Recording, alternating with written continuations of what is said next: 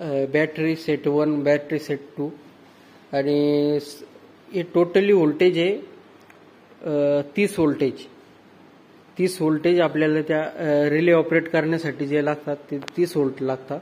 रिलेची coil, tripping coil, closing coil जे operate करण्यासाठी 30 व्होल्टची गरज असते. तर या टोटली 15 बॅटऱ्या आहे.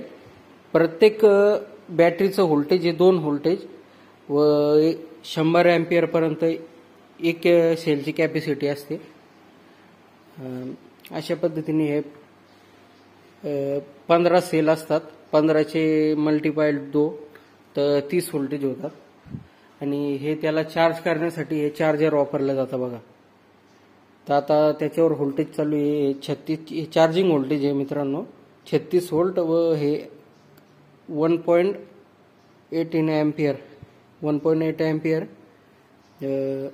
हे चार्ज होते आहे बॅटऱ्या.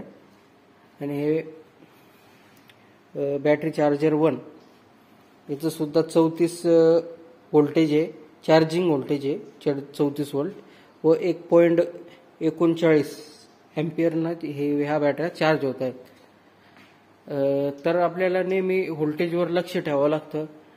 चार्जर बंद तर नाही पडलेलं आहे, व्होल्टेज डाऊन तर नाही होते. हे इम्पॉर्टंट काम असतं मित्रांनो. सबस्टेशनमधले बॅटऱ्या खूप महत्त्वाच्या आहे कारण त्याच्यावरच हे टोटली रिले जे असतात प्रोटेक्शन रिले हे चालत असतात.